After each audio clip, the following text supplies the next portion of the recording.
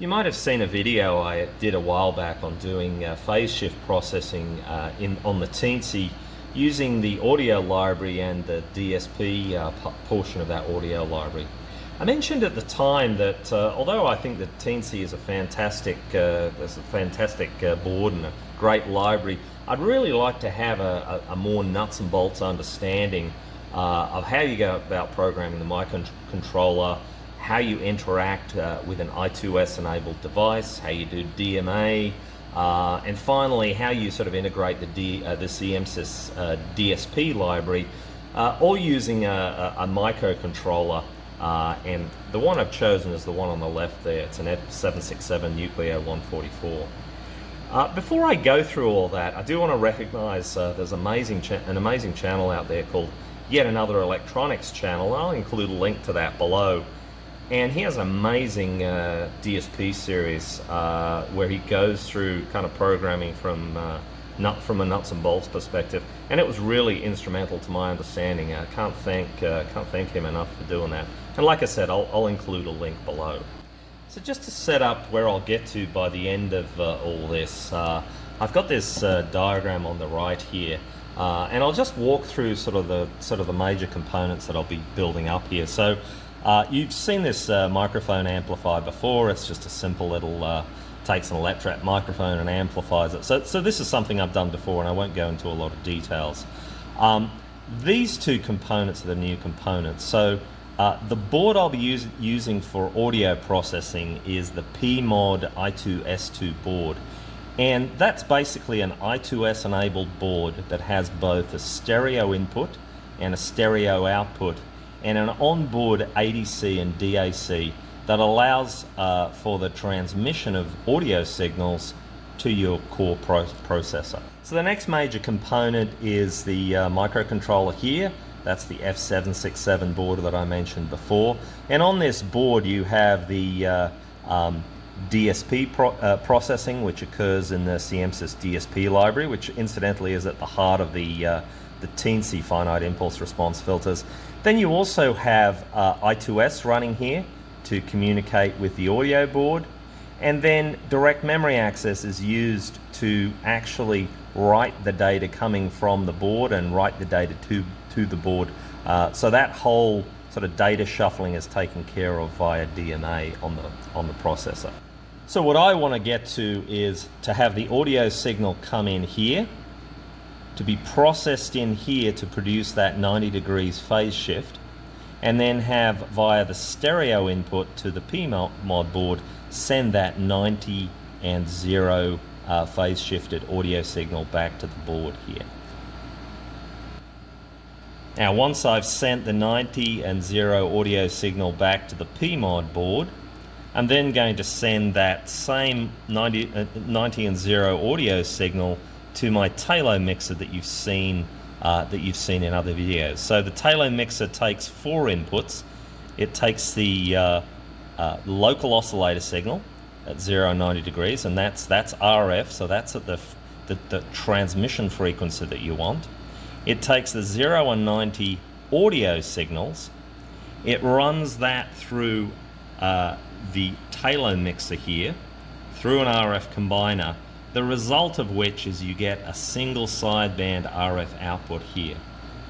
So that's what we're aiming for in this series, and I'm going to walk through kind of step by step how you set up the board, how you set up I2S, how you connect between the microcontroller and the PMod board.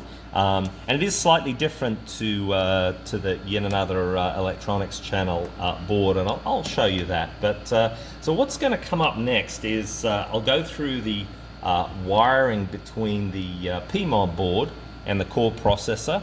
We'll walk through that wiring, and then we'll do a simple echo test where I inject an audio signal into here, and then I'll just echo that signal back out through the board, and we'll listen on the other side. But that's to come up next.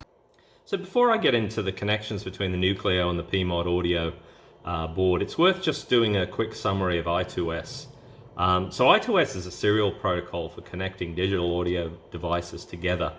And the protocol consists of the following lines. And I've got them here on the oscilloscope just so I can walk through and you can kind of see them for yourself. So the top line is the so-called word clock or left-right clock.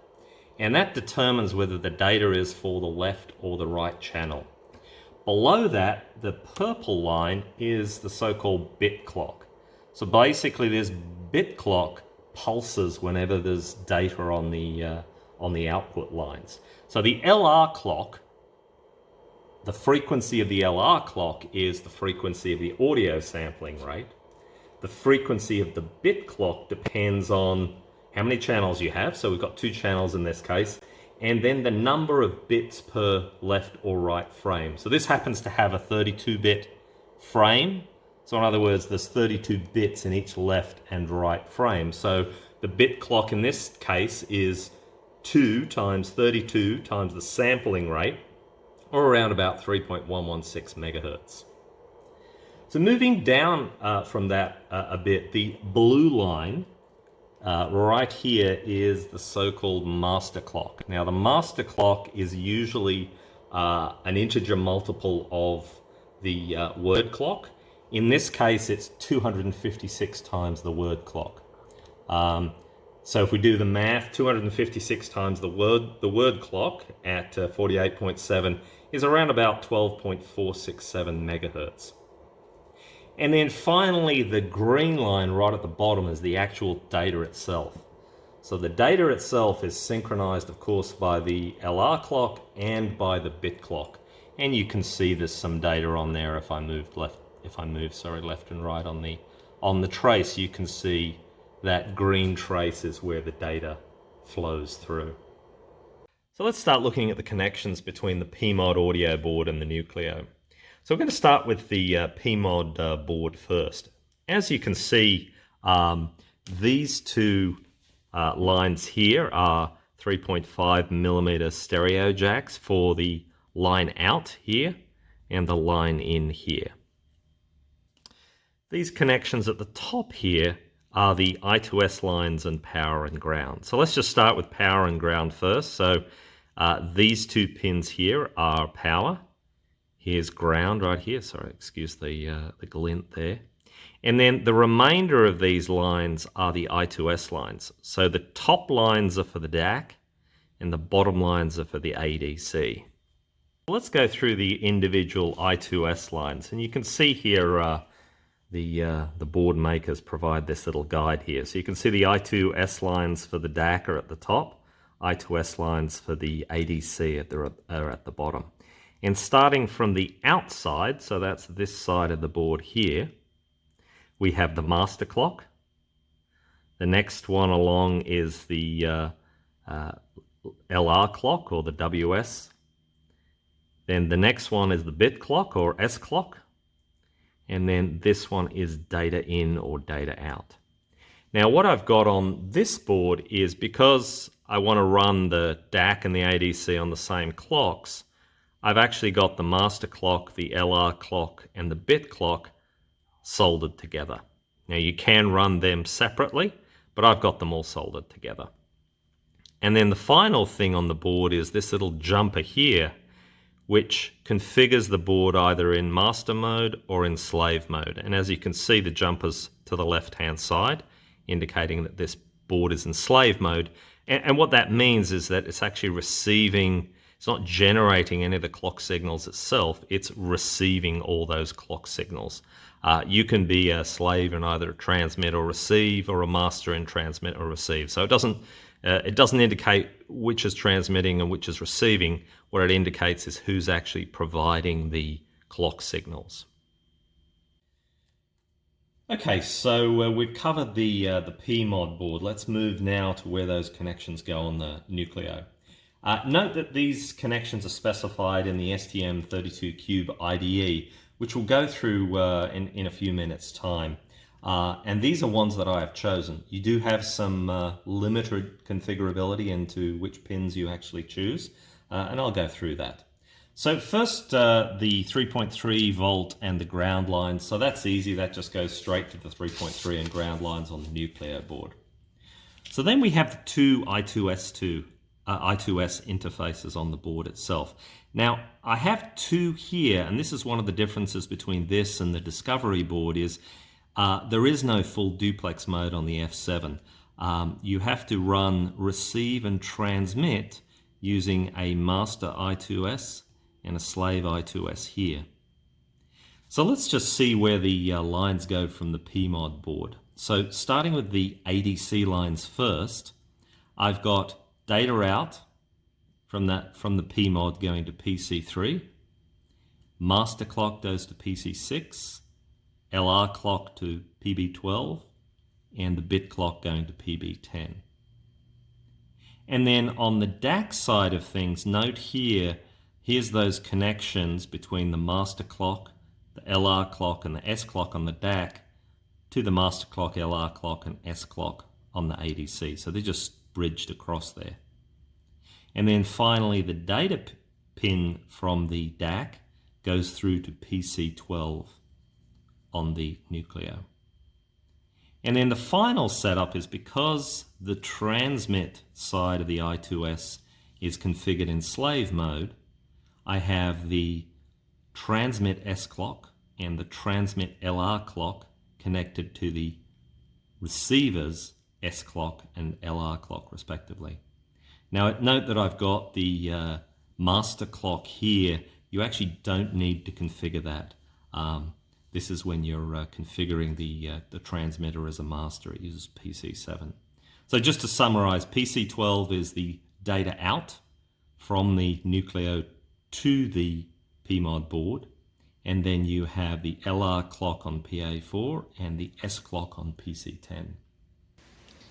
So just before we move on from the pins, I thought I'd show you, here's where the actual connections are for those for the microcontroller pins on the actual header pins on the Nucleo-144 board here. So basically, here's data in PC3, here's the SCL and SDA lines, PF1 and PF0. And then on the inside track, on the left-hand side, we have PC10 and PC12, which are used for the transmission side bit clock and data lines respectively. Down the bottom here, so now we're on the right-hand side header row. On the outside is PB10, which is the bit clock. And then up here we have the transmit side LR clock, PA4.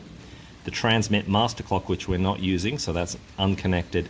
And then the master clock and LR clock for the master receive side. So anyway, this document here is, I believe it's called the Nucleo-144 User's Guide, and I'll provide a link to it below. So just a quick note, and we'll see this when I go to the STMCube layout. Both of these I2S2 and I2S3 are configured for DMA.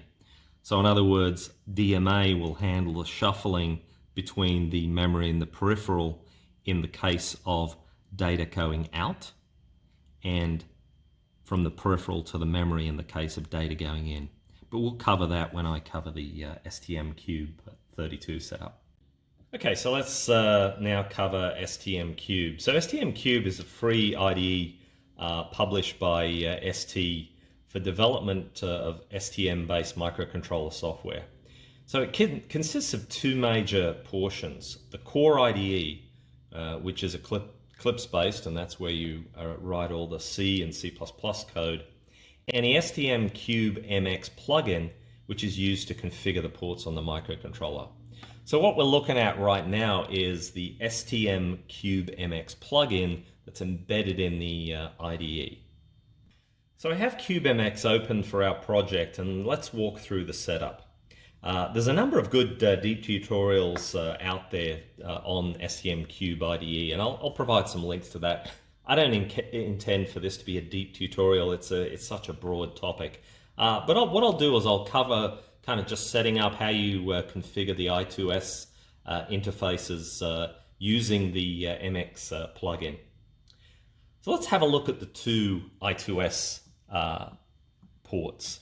So first one's I2S2, and you can see here I've configured this as a half duplex master, and I've said that this port, the I2S2 port, is the one that should emit the master clock output. So just scrolling down to the configuration, and bear with me, I'm just going to move a few things around there. So just covering the parameters. So I'm on the parameter settings tab.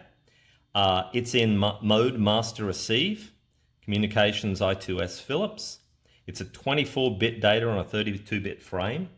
And this is what the PMod is actually supporting. So this can vary depending on your audio board. And if we have a look there, you can see some of the other options are 16 bits data on a 16-bit frame or 32 bits data on a 32-bit frame. And then the selected audio frequency is 48 kilohertz. And the audio frequencies that it samples at is dependent on the clock setup.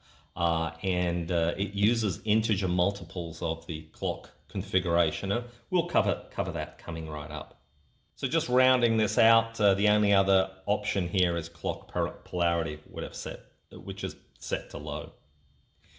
Now, there's two other things you need to take care of in the setup. One is the DMA settings. And you can see here, I've actually already added that DMA setting. Let me just get rid of the pinouts for the moment. So here's the configuration for the DMA on receive. Now, the stream will be selected automatically by the STMCube software. For receive, it uses SPI2RX, and then the configuration on DMA itself is mode is circular.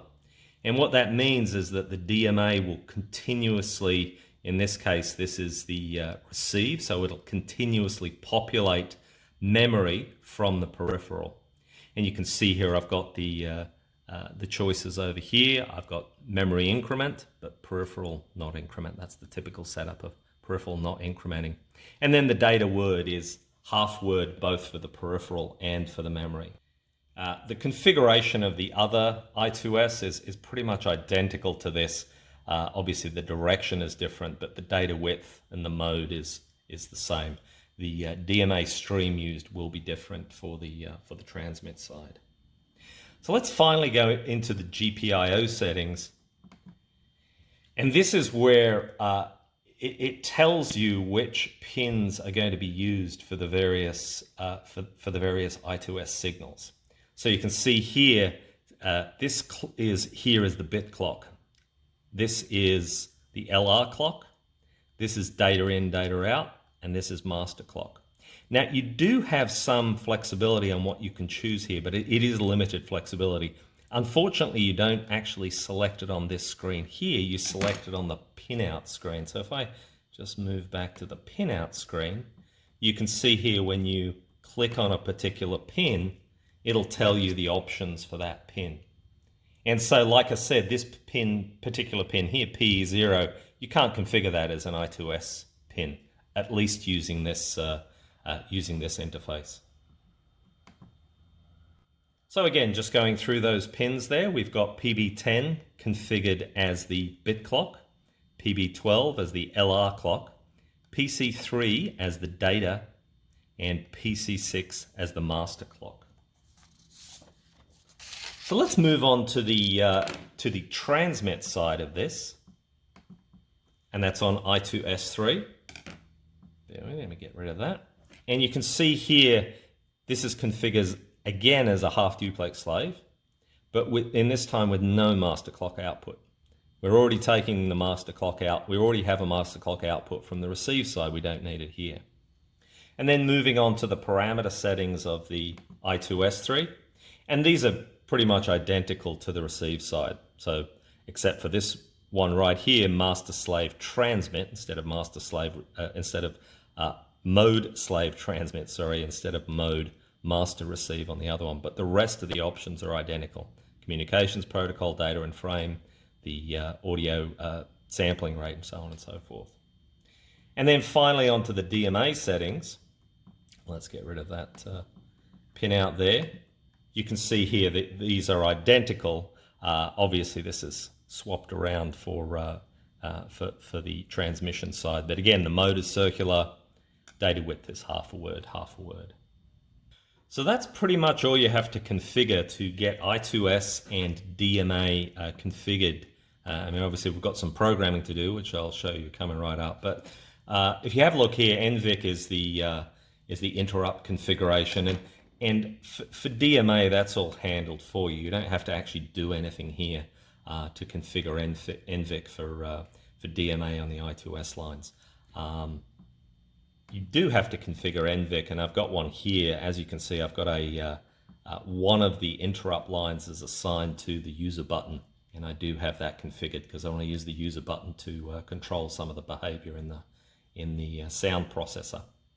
So anyway, that sort of rounds out a very rough and ready, quick sort of view of the STMCube MX. So what I'm going to move on to next is, so what does that code look like? Because basically, this STMCube MX is a code generator. So you can see here, basically you go, once you're happy with the Cube MX settings, you go through and generate code. And it goes away, figures out all the setup, and then it generates the various HAL commands, the hardware abstraction layer commands and setup, in order to configure what you've requested for. So coming up next is we'll go through the code that's generated, and we'll have a look how to actually use the DMA in conjunction with I2S. Before we leave the STMCube MX, might be worth just covering the clock configuration a little bit. So basically, out of the box, the system clock, at least for this F7 board, runs at 96 megahertz. What I wanted to do is obviously give it as much kind of processing power as I could, given I'm doing some fairly compute-intensive operations in the DSP. So I've got that up at 216 megahertz, and basically you do that by configuring this clock divider here, and it all affects sort of downstream. So you have to configure this here, and then you'll have to do some changes based on the various limitations of what these clocks can run at. So anyway, the system clock here is running at 216 megahertz. You will have to change these divisors here on the APB1 and APB2 bus lines. And then there's some additional configuration you can do down here for the I2S clocks themselves. And, you know, I played around with this a bit. Doesn't make much of a difference to the output, but by playing around with these, you can get the actual sampling frequency closer to the desired sampling frequency. So if you have a look on the previous screen, it wasn't exactly 48 kilohertz sampling frequency. It was something a little less than that. But anyway, this is the clock configuration, and again, this is all part of that. Once you make your changes here, you do a code generate. It generates the code according to the various selections that you've made here. So we'll move on to the code itself now. Okay, so let's quickly go through project setup, and here's my project right here. So I do have to add the CMSIS libraries, and I'll include a link to the where you can get hold of the libraries and the header files below. But basically, there's two steps that you need to do. You need to add the well, there's probably about 3 or 4 steps you need to do. But anyway, let's go through it. Here's the sort of the header files that you need to include, and they come from the CMSIS DSP include directory. So you need to include them in your project. Then you need to include the actual library itself, and you can see that down here, libarm cortex m7 lfdp_math.a. So that is the DSP library specifically for the Cortex M7 with inbuilt double precision floating point. And the way you include both of those, obviously, if you're familiar, if you've used Eclipse before, you go into settings, into tool settings, and then for the header files, you include them here on the include paths. So there's the CMSIS headers there. Sorry, that's not the CMSIS headers. The CMSIS headers are right here. I've actually included them from outside the project here rather than in the project itself. So I'll have to change that. And then finally, in the linker section, which is down here, So you've got two sections you need to include here. One is the actual library itself, and you see there you remove the preceding lib and the trailing .a from it. The linker can figure that out, and you've got to add that lib folder to the library search path. And so once you've done that, apply and close, and that basically allows any of the ARM math calls from within your code. Okay, so now onto the code itself, and I've created a simple main.c here, which all it does is it's configured as a pass-through anything that it sees on the ADC, it sends out through the DAC of the PMod board. So, but just walking through the code here, and the vast majority of this code, bear with me, is basically created by the CubeMX software. So anything that you can see here that's outside of these user code comments is created by the CubeMX software based on the configuration of the pins. So you can see here it's added the variables for the I2C, the two I2S connections. I've also got the two DMA channels configured in here. I've also got a UART configured in here also. And if you have a look down through the code, you can see that system, that's configuring the system clock. There we are configuring the I2C, there's the I2S, and so on and so forth. There's the I2S3 and so on and so forth. So a lot of this code basically is boilerplate that's created by CubeMX. So one of the things you have to be careful with is you don't modify code that's outside of these user code blocks here. The code generator will recreate this code every time you do any changes to the pin configurations or to the settings, and it'll basically override anything that you've got in the sections that it's writing. So if you happen to put an additional variable right here, it will override it next time you generate the code. So you want to avoid doing that. So anything between user code begin, user code end is safe to modify. So you can see there we've got that in the variable declarations, and then down below here we've got that in this the while loop here, user code begin while, and there's a user code end while there. So let's just walk through some of the configuration here. And how we basically get DMA working. So let's just go up to the set of variables we're declaring first.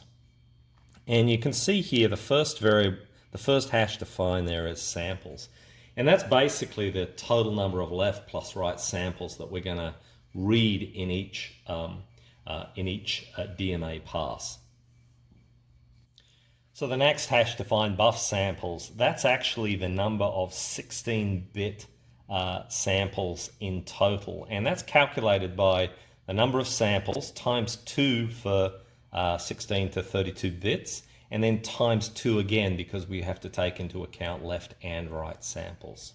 Next 4 variables basically keep the state of the full and half complete received, and I'll go into that in more detail down below. So following up, we have the DMA buffers themselves, and you can see I've got a buffer for receive, that's of size buff samples, and a buffer transmit that again is of size buff samples. And I'll explain more below, but we're basically using a double buffering mechanism here, where at any one time I'm only reading or writing from the first half or the second half of the transmit and receive buffers. Following that up, I've got a series of arrays here that actually contain the 32-bit samples themselves. And one of the things to note here, and I'll explain this down below, is the actual samples are 32 bits wide. So they contain two 16-bit components. The most significant byte contains a 2's complement version of the higher order 16 bits. And then you have the lower order 16 bits in the second side. And then that's repeated both for the left as well as the right channels. Okay, so let's keep moving down the code, and this is the typical main configuration, and then you go into a while loop that basically does that the microcontroller sits in doing its processing. And again, a lot of this is boilerplate code, and you can see here all this HAL-inet system clock config, then it initializes the peripherals. That's all generated by the CubeMX, and you don't touch any of that. So the first piece of our code is these two DMA calls right here. So at this point, now as you remember, I've configured the DMA buffers to be circular. And what that means is that it's just going to keep calling I2S transmit DMA over and over and over again using these two buffers. So it will be filling RX buff and transmitting from TX buff, all under the covers. And really, this is the sort of the beauty of the whole I2S and DMA combo, is that all the complexity around the sampling frequency and how and when you're actually receiving the samples, the memory that writes to, that's all handled under the covers for you. So you don't have to worry about, once you've configured the I2S and you configured DMA, it handles all that shuffling in and out, which is obviously a great simplification. Now there's a whole pile of code underneath this in the HAL, and then of course on the microcontroller itself, but at least if you're using the HAL, you're abstracted from all that. So let's just quickly walk through the double buffering scheme that we've got set up here with DMA. So one of the things that you obviously have to be careful with the DMA is it's an active buffer. When you kick off DMA, it'll be writing to the RX buff and it'll be transmitting from the TX buff. So you don't want it to be writing to the RX buff where you're trying to read from it. You'll get inconsistent results. So the mechanism, and this was really my eyes opened by the Yet Another Electronics channel, is the way that you get around that is you use these callback functions to periodically look at the first half of the RX and TX buffers and the second half of the RX TX buffers. And so what I'm doing is you're actually getting on the receive side two independent callbacks from HAL.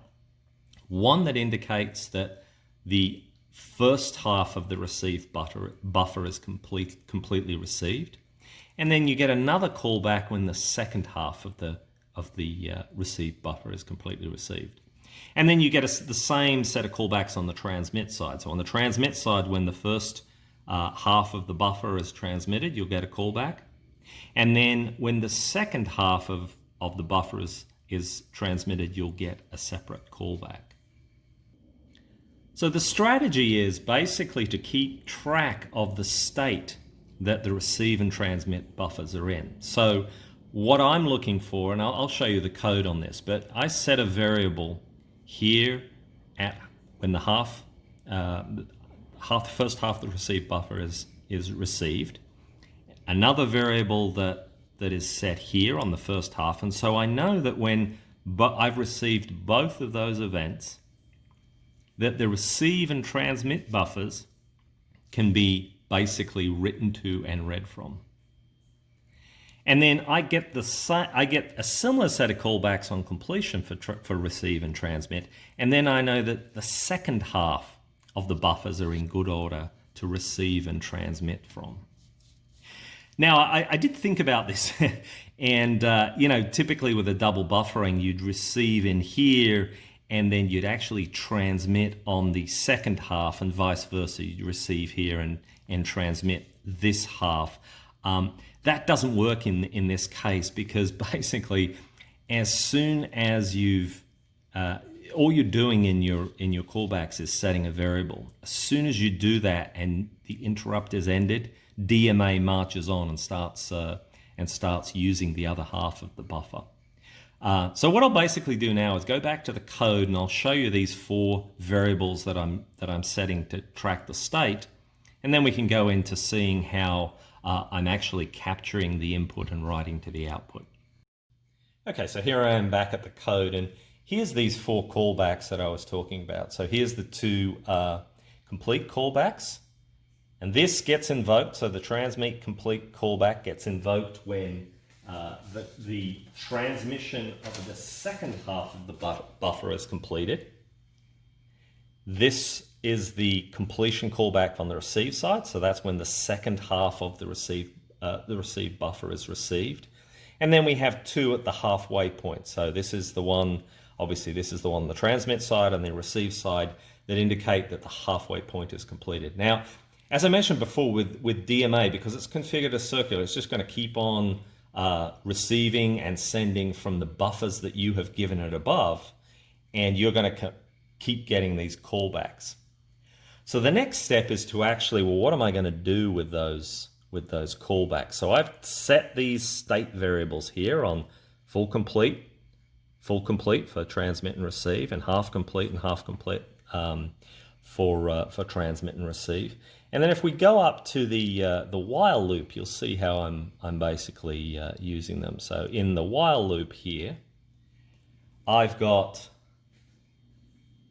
if Rx complete and Tx half complete. So that indicates that both the first half of both the receive and the transmit buffers is complete.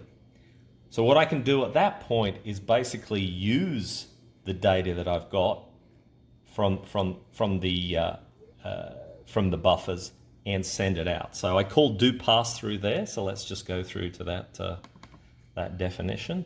So down here we are down with do pass through, and remember this int b is 0 on the first half of the buffer and 1 on the second half of the buffer.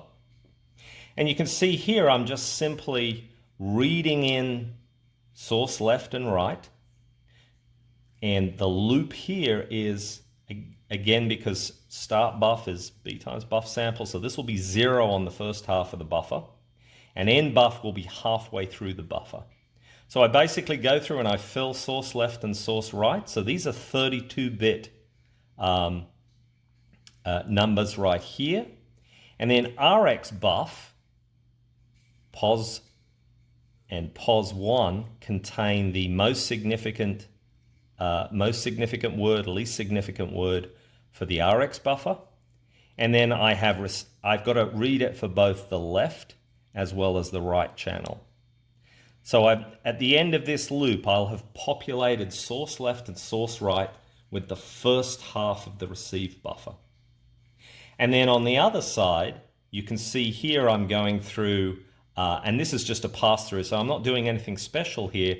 All I'm doing is iterating through that first half of the buffer that I just populated and populating TX buff with the left and right values. And the sort of the logic you can see here is just sort of reconstructing those two 16-bit integers from the left and right values. And then similarly on the second half of the buffer, all that really changes is where you're starting and ending from. And what this does is it guarantees you'll never be looking at a buffer that is in the process of being written to by the DMA. Well, it's not so much a guarantee as so long as this completes within a short enough time frame. And obviously you can, if your processing is complex enough, you're going to start to overlap the complete of the DMA from the second half of the buffer.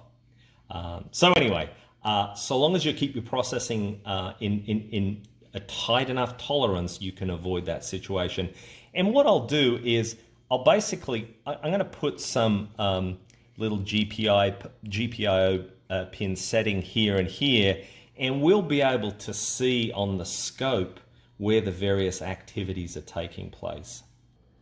Okay, so let me just walk you through the changes I've made to the code so we can actually see this output on the oscilloscope. So I've just included basically in the do pass-through, which is doing the work of transferring the Rx buffers into source left and from source left into the TX buffers. So I've put around that basically setting pin 5 on the microcontroller high and at the end of that low. And just moving down, so in the 4 callback functions, the transmit and receive half complete and full complete callback, on the transmit side I am basically toggling pin 3 high and then low, and then on the receive side pin 4 high and then low in the callback itself. So let's have a look over on the oscilloscope what that looks like. Here's my oscilloscope setup. There's those 3 pins there, PE 4, 5 and 3, And then if we just pan over to the oscilloscope, and I'm got wires running everywhere here, so forgive me as I get close to the oscilloscope. So this portion here is basically that do pass-through function. And it's spending approximately 90 microseconds in this do pass-through function. So here's the set high. I do the shuffling between the input buffer and the receive buffer and the transmit buffer, and then I pull the pin down low. And if we scroll out, I've actually got the oscilloscope stopped here. You can see there's those cycles there of, here's the, I don't know which one's first half and second half complete, but one of these is first half complete, one of these is second half complete. And if you have a look there doing the math, this is basically 48 kilohertz, which is the sampling rate, divided by the number of times the receive buffer and the transmit buffer are filled. And because the number of samples is 256, it's 48 kilohertz divided by 256, which gives us roughly 190 hertz. And let's just drill in a little bit further so we can actually see the, let's get one of these roughly in the center here, and then we can zoom in. Oh, it's gone way off to the left there. So if you look at this now, the purple trace is PE3, which is the transmit buffer. So you can hear this little spike is in the callback for the transmit buffer, and then the cyan spike is in the transmit for the receive buffer.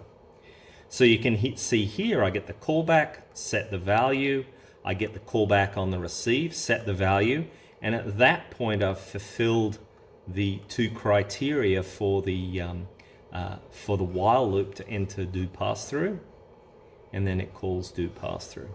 So this is all going in the while loop. The callback sets the variables, and then the variables are interrogated in the while loop, the result of which is this calling of do pass through here. And this is where the shuffling from the input and output happens. So let's move on to now. All right, we've done all that. What's the output? Well, the output should be basically I'm going to talk into my microphone amplifier connected up to the PMod board, and you should hear it on the speakers. Seems like a lot of work for that, but the beauty of this is it lays the basis for all the digital signal processing you're going to do from here on in. So let's get that set up, and we'll come back. Okay, so just coming back, I'm running out of room on my benchtop area, as you can see here. So just coming back, this is the simple microphone amplifier that I showed in a previous video. Electret microphone. There's an op amp on there for some gain. This is actually a low pass filter to filter out some high frequency stuff, and then I've got that coming all the way into the line in on the PMod. It's going into the processor, doing all the processing as we just discussed, and then it's the audio signals coming out here and going off to my speakers. So let's bear with me. Let me just move down here, and you should be able to hear the output. Well, I'm getting feedback on the speaker, so let me try and do this. Hello, hello, hello. So you can hear that my voice is going through, getting processed through pass-through, and then coming out the other side. Testing 1, 2, 3, 4. Testing 1, 2, 3, 4. So I guess I've got the world's most complicated microphone to speaker going at the moment. So anyway, that's sort of proven that that it's all working in pass-through mode. So let's do some experiments. What I'm going to do next is basically introduce a delay line into the processing, and so we can hear an echo. So I've got the echo example coming right up in the code, but I think what I'll do is this video is getting a bit long. I'm going to break this video right now, and I'll come back in the next video and we'll see the echo example, and then we'll have a repeating echo, and then finally we'll do the phase shift and hook up the phase shift to the FST3253 Talo mixer. But that's in the next video. Like I said, this one's getting a bit long. So that's a wrap for now. See you soon.